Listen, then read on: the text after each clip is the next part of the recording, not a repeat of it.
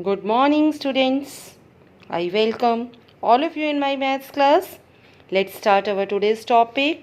Today I am going to teach about you in this session how you make a trigonometric table for yourself for some trigonometric ratios of some specific angles, which is article number 8.3 from your NCERT on page number 181.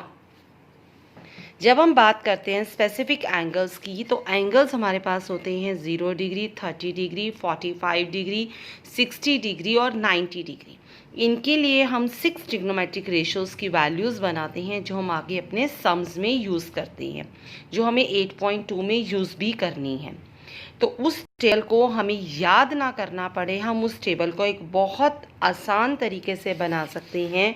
ये आपकी NCERT के अंदर method given है 45 degree के angles बनाने का, 30 degree और 60 degree की वैल्यूज़ बनाने का, 0 डिग्री और 90 डिग्री की वैल्यू बनाने का। और ये आपका कंप्लीट टेबल है 8.1 जो मैं आपको इस सेशन में टीच करने वाली हूँ कि ये आप अपने लिए सिर्फ 2 मिनट्स में कितनी आसानी से बना सकते हैं।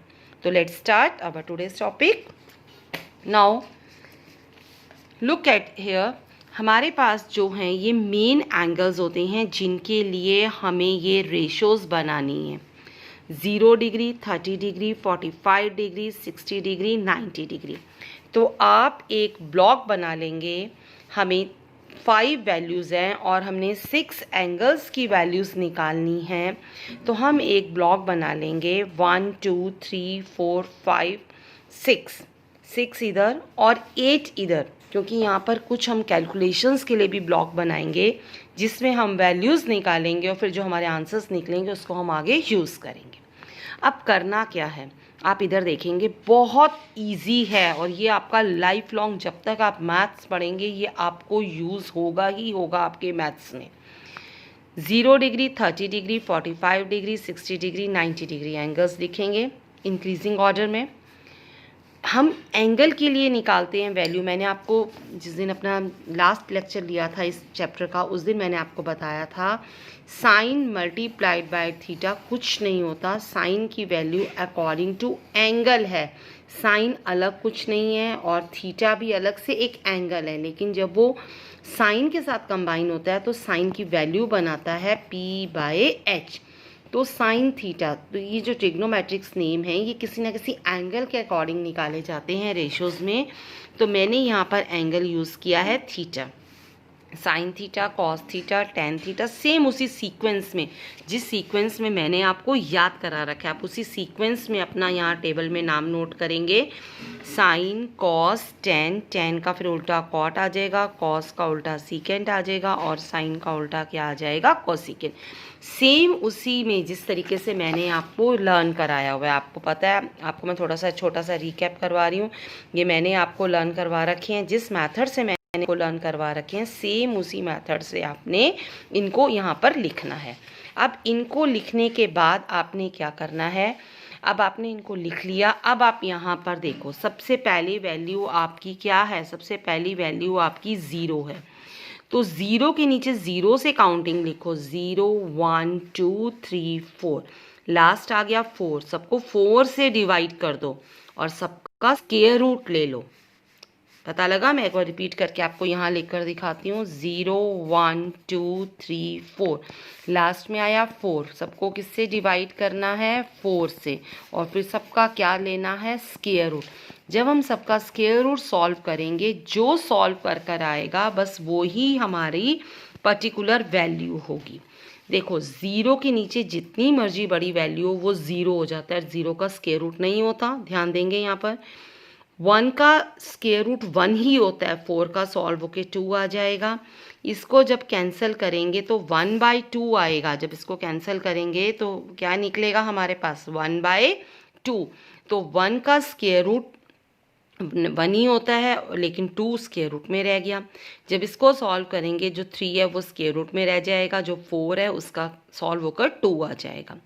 4/4 कट के 1, और 1 का आपको मैंने अभी बता दिया 1 का स्क्वायर, अगर हम 1 का स्क्वायर रूट लेंगे तो वो 1 ही रहेगा। इस बात को अच्छे तरीके से अपने दिमाग में बिठाएंगे। अब जो वैल्यूज़ निकली हैं वो आपकी साइन की निकल गई हैं। 0, 1/2, 1/√2, √3/2, 1। अब आपने एक लाइन निकालनी है और एक लाइन को पीछे से उल्टा लिखना है। क्या मतलब, 1 यहाँ आ गया, √3/2, 1/√2, 1/2 और 0। जैसे आप बैक काउंटिंग करते हैं तो आप ये वाली चीज़ यहाँ से 1 यहाँ आ जाएगा, ये वाली वैल्यू यहाँ आ जाएगी, ये यहाँ रहेगी, ये यहाँ पहुँचेगी और ये यहाँ आ जाएगी।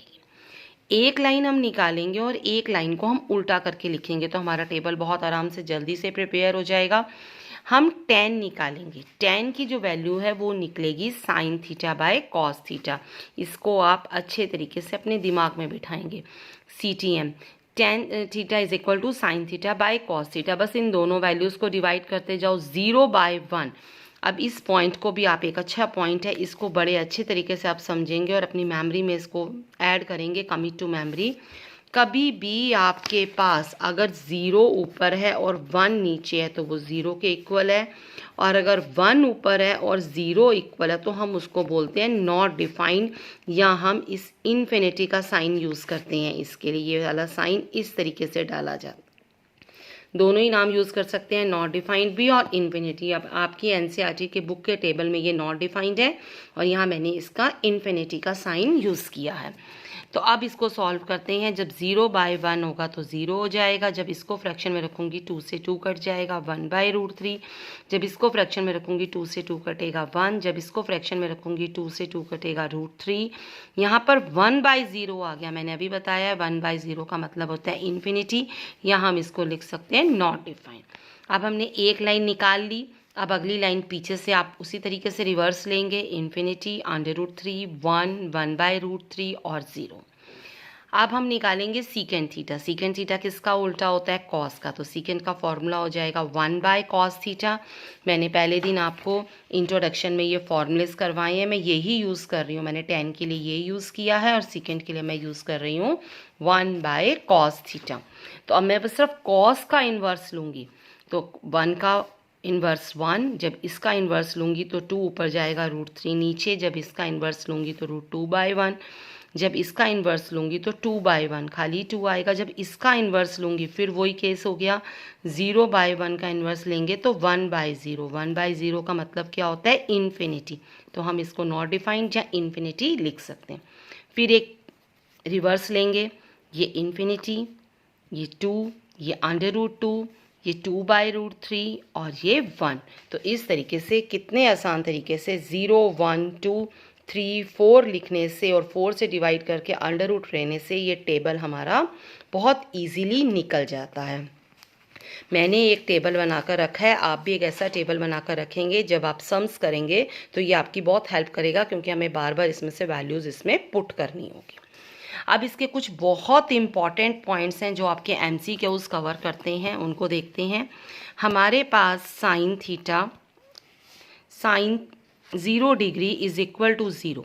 साइन 0 0 होता है और साइन 90 1 होता है। इसी तरह से जो कॉस 0 है वो 1 होता है और कॉस 90 0 होता है। तो साइन की वैल्यू इंक्रीज़ करती है 0 से 1 और कॉस की वैल्यू डिक्रीज़ करती है 1 to 0।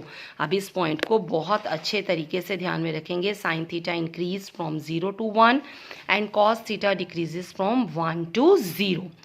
और हमने क्या ध्यान दिया, यहाँ पर tan थीटा को हम 1/cot और उसका फॉर्मूला यूज़ किया sin θ/cos theta. Secant theta का फॉर्मूला यूज़ किया 1/cos थीटा। इसी तरह से जो 45 डिग्रीज़ की वैल्यू होती हैं वो सेम रहेंगी, साइन कॉस के लिए, tan cot के लिए, सीकेंड थीटा और कोसीकेंड थीटा के लिए। 45 पर वैल्यूज़ आपस में इनकी क्या रहेंगी, सेम रहेंगी। और अंडर रूट 2 की वैल्यू अगर हम कभी रिमूव करेंगे, ये हम 9 चैप्टर में यूज़ करेंगे, तो अंडर रूट 2 की वैल्यू होती है 1.43 और अंडर रूट 3 की वैल्यू होती है 1.73।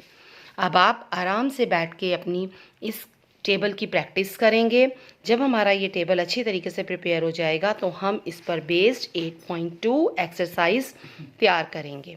और बेटा आप लोग जो मेरे साथ नहीं जुड़े हैं वो अपने सारे प्रीवियस लेक्चर्स देखने के लिए मेरा चैनल सब्सक्राइब करेंगे और मेरे चैनल पर जाकर आपको सारे प्रीवियस लेक्चर्स मिल जाएंगे। मैंने उस दिन भी आपसे कहा था कि ट्रिग्नोमेट्री इंटरकनेक्टेड है। अगर हम एक पार्ट करेंगे तभी हमें नेक्स्ट समझ आएगा, नेक्स्ट से फिर थर्ड समझ आएगा और थर्ड से हमें फोर्थ पार्ट समझ आएगा। थैंक्स।